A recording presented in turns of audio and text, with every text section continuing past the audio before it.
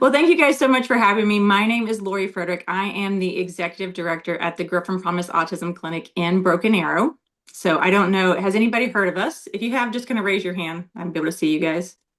Yay! Okay, wonderful, wonderful. I love hearing that. So I'm an autism mama. Actually, Griffin is my son. He's like the namesake of the clinic.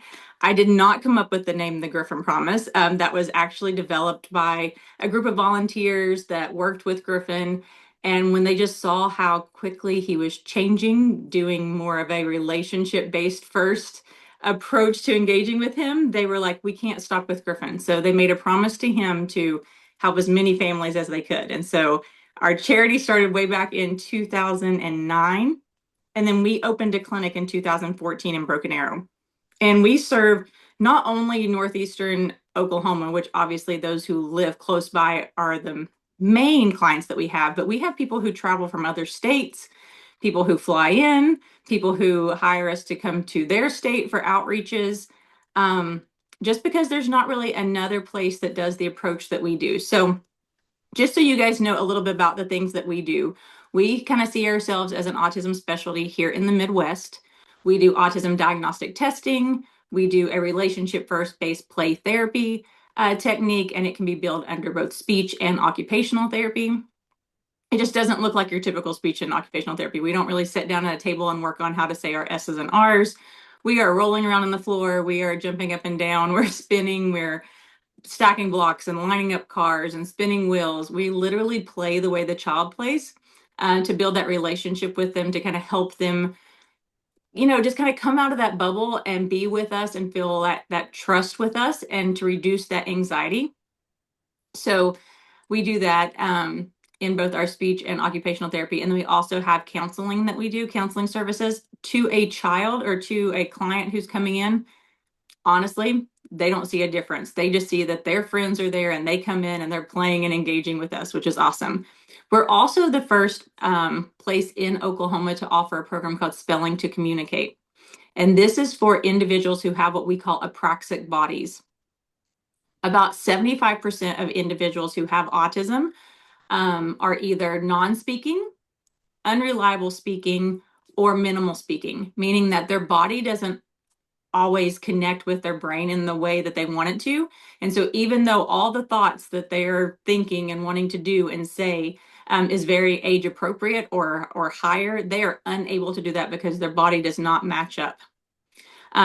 Speech is actually a fine motor skill. And so it's one of the hardest things to do if you struggle with fine motor. And people who have apraxic bodies really struggle with fine motor skills. And that's why you have individuals who are on the autism spectrum that are considered nonverbal, or we like to say non-speaking, because verbal means lack of language. And actually, these individuals understand everything. They just don't have that connection between their brain and their mouth to get the words out. And it can be very, very frustrating. So we do something called Spelling to Communicate, which is where individuals will learn how to like hold a pen or a pencil, or we have like little chopstick pokers, and they will actually poke letters in a stencil, just like this, to communicate. And we teach them and practice that motor movement with them so that they're able to communicate. A lot of people might say, like, well, why don't they just use an AAC device, or why don't they type? Those things require fine motor skills. That would be the same as writing. That'd be the same as talking. You'd have to be able to move your fingers to type. And then with AAC devices, a lot of times they're limited, meaning like it's only what another person has programmed it in for you. Or you have to be able to constantly poke. So we were the first place in Oklahoma to offer Spelling to Communicate. And we actually had an individual who was in public schools. He was a sophomore in public schools, and he was still being taught as if he was a second grader because he was non-speaking. He was tiptoe walking. If you saw him in the hallway, he was just humming and flapping and walking on his toes, not making eye contact. So people assumed that he was very unintelligent. He had some self-harming because he was just so trapped in his body. And he had been learning the same things over and over again since like pre-K. And he was a sophomore in high school. His mom was doing research. She came across the Spelling to Communicate program, which was founded by somebody who lives near Washington, D.C. And she actually reached out to them about going there to take her son to just kind of see if this would be something that worked for him, because all the speech therapy, all the occupational therapy, and he still was not talking. but she wanted to see if this was something that would work for him. And in talking with the founder up there, she found out that we actually had practitioners who were certified here in Oklahoma, literally just 20 minutes down the road for her from her house. She brought her son to us as a sophomore, and over a 13-month time frame, he was able to learn and be trained how to use that letterboard with mom and with our practitioner. And then he was able to become an open communicator or open speller on a board. He ended up being the first Oklahoman to take the ACT with a spell board. It took 2 days to do it because they have to stop and go a lot of times, and he's having to literally, poke out every answer. But he scored a 24, and he's now currently taking college classes.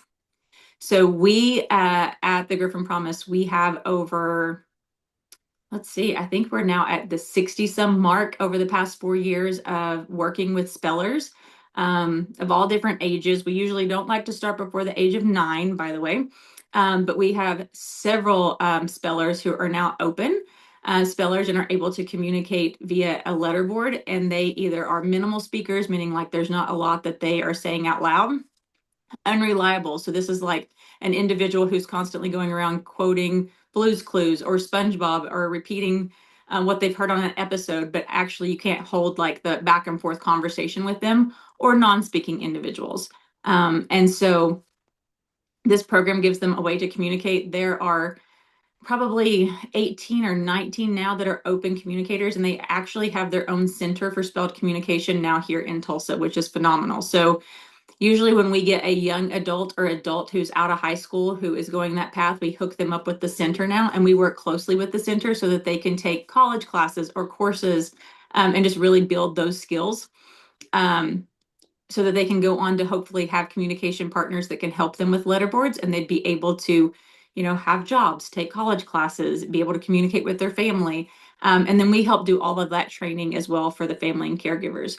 We are also a full training center, meaning that throughout that whole journey for a family or professionals, we are making sure that they are understanding what autism is and what it's not.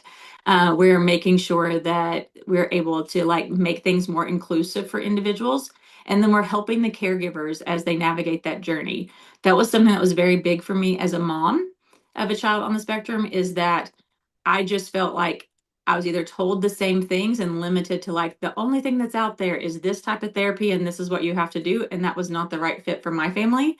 Um, or I just didn't feel like anybody that I talked to had true resources for me. One of our missions at the clinic is to be a resource for anybody who's looking for information on autism. So let's say that person's not going to come to us for therapy. They're not going to come to us for a session or something like that. That doesn't mean that we can't answer questions like, what's a great doctor to work with? Where's a good dentist to go for someone who has sensory needs? What are the different programs in the different areas, schools, if you're moving to the area? What are the different types of therapies that are out there? So even if it's not us, we can make recommendations based on our experiences and the connections that we've made. We also have hosted the Eastern Oklahoma Autism Conference twice.